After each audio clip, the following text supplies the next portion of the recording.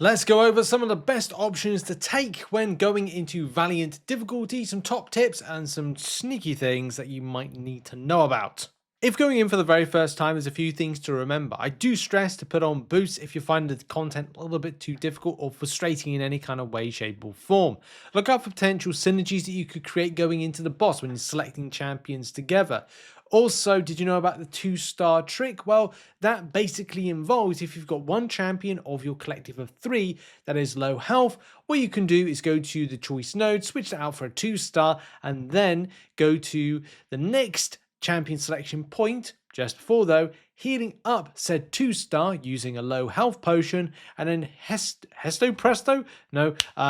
presto, you'll have yourself a 7-star back up to the health that you know and love, because as you know, when you go to different choice nodes, you're losing out health. There's a few other tips and tricks, but you can check that out in the link in the description. Let's get into the quest, shall we?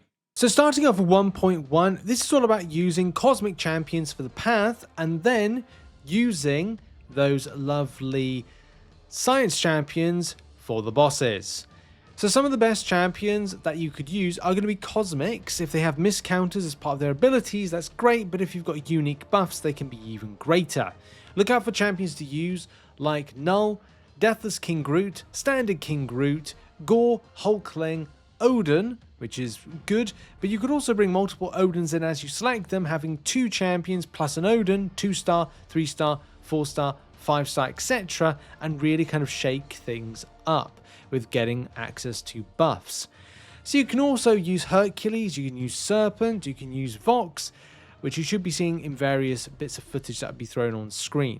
If you're looking at options for the final boss, however, this is going to be an interesting one. Scarlet Witch you face multiple times, and she does have as part of her kit this toxic blocks.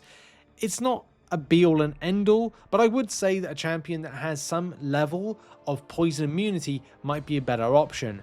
Funnily enough, the recommendation that I didn't actually end up using but I would have recommended was Scorpion. There could also be a good shout to just rough it through with Hulk, rough it through with Death of She-Hulk, and any other science-based poison immunity-based champion. But that's down to your roster and what you might have to take things on. Keep the champion to an SP1 and you should be absolutely fine.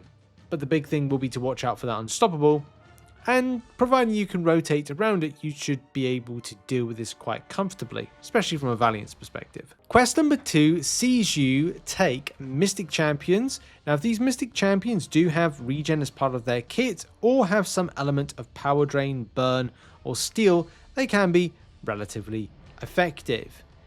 So yes, if they've got those, you will build your Fury passives. That's why Wiccan, White Tiger, Shathra, Absorbing Man, possibly, Doctor Doom can be really decent champions. White Tiger specifically shouting out that champion because of the SP1 power stealing or power burning, it's one of the two. Either way, that can be a really great option, and maxing with that bleed can mean she does a lot of damage. Shathra as well, a champion that I'm really warming up to, is a great shout as well.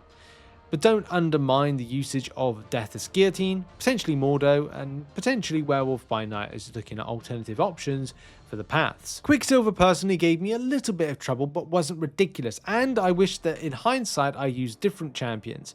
Like just towards the end of the fight, because you only do this once, Nick Fury was my first champion I used, and that was pretty much okay, especially with the evade-based kind of countering measures the champion has.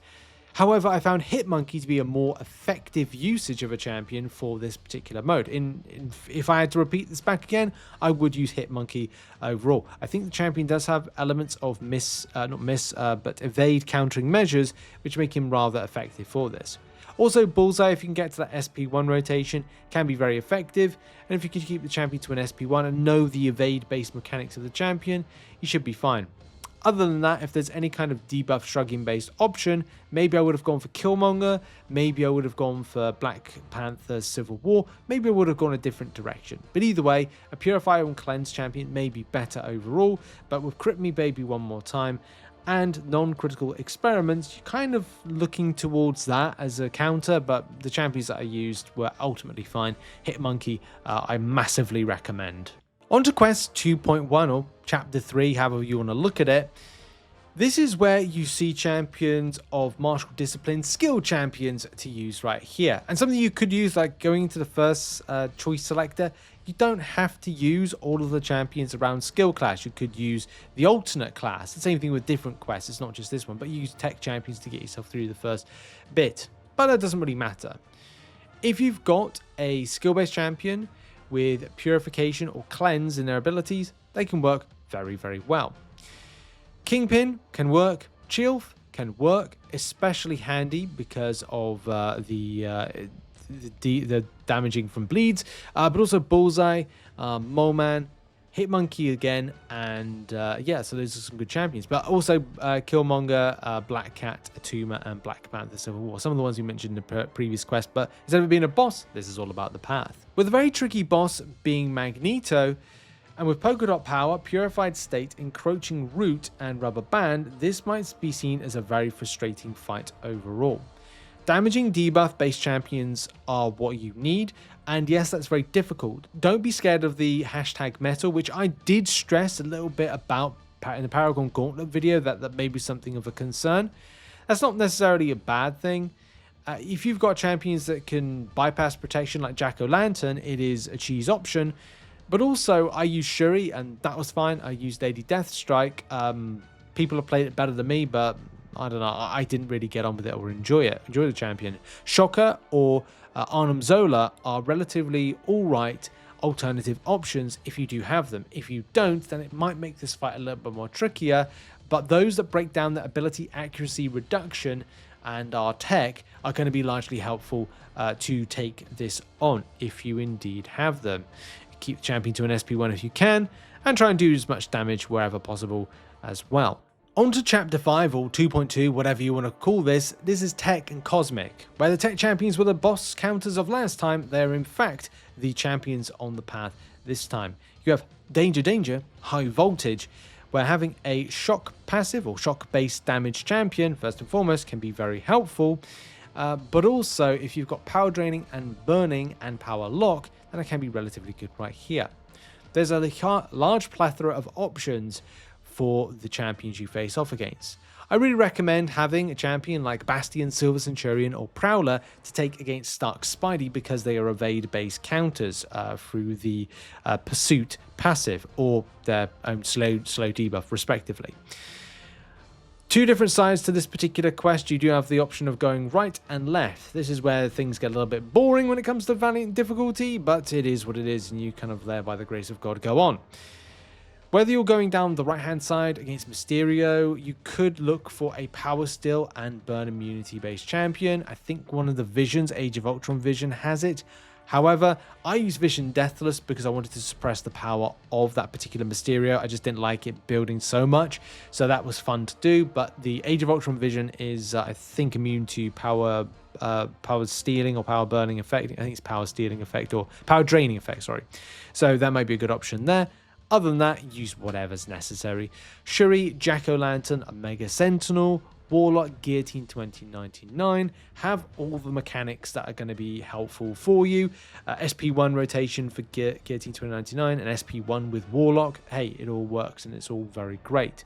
The same type of team can be used on the other side, but don't underestimate the usage or an effective usage of the likes of Iron Man, Iron Man Infinity War, Infamous Iron Man, Hulkbuster, Future Ant-Man, and Mysterio himself. And that's great. I do recommend having at least all of them with relics on, because there will be a stage where relics will have a key need for this. Also, for the boss, Lady Deathstrike, I did find this not worked particularly well with like options. But if you can make sure that you do SP3 rotations, you should be fine, and just avoid the special attacks as they come at you.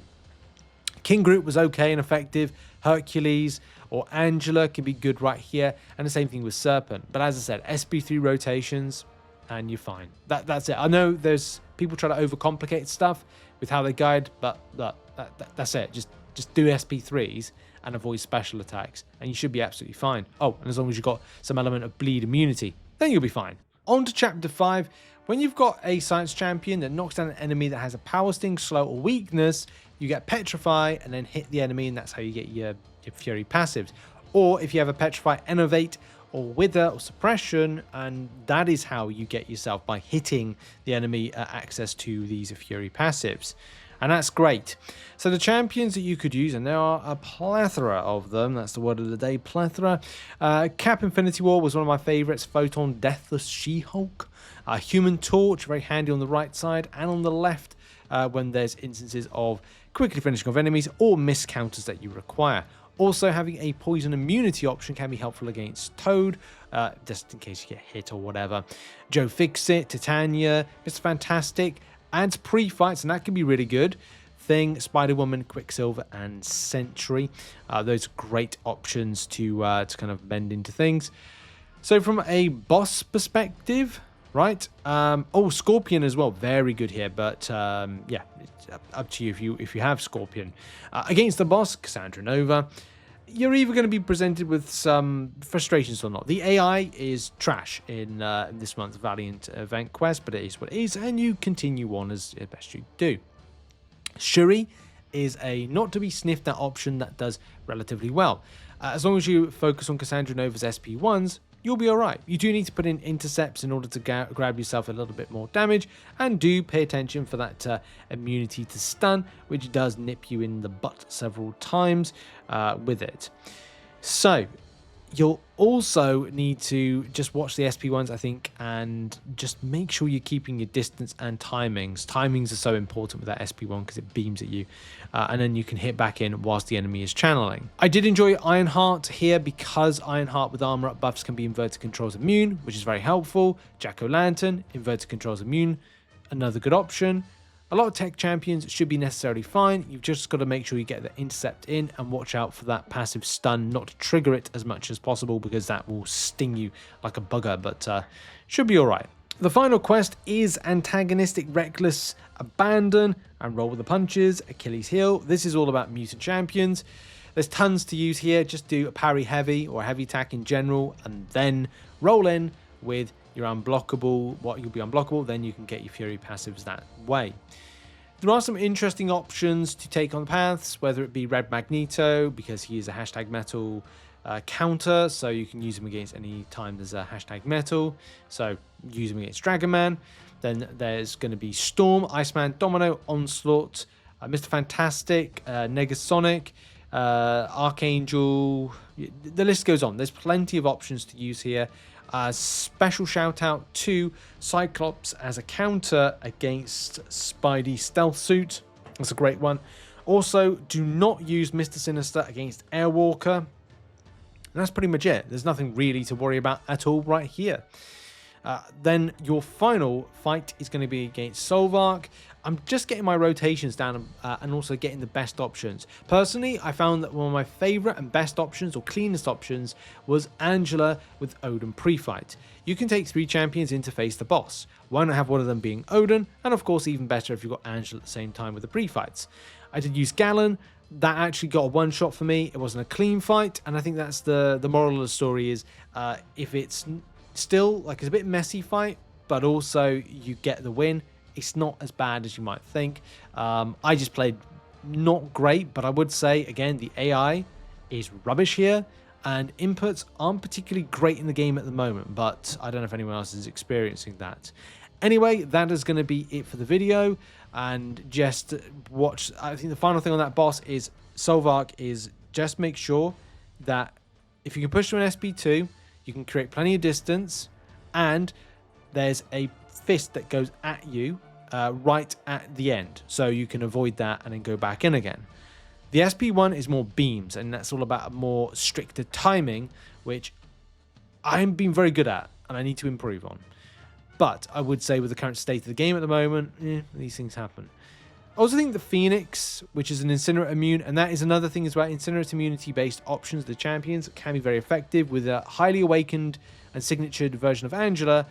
It makes light work of that Incinerate damage coming in. Caroline Nadine and Phoenix could be the alternative options to take this down, providing you've got them. If you haven't got them, then you have to look to other Incinerate-based counters and just all in with other champions like Serpent, for example, or Gallon indeed. But you will start taking that damage from Incinerates if you don't evade like a a crazy person.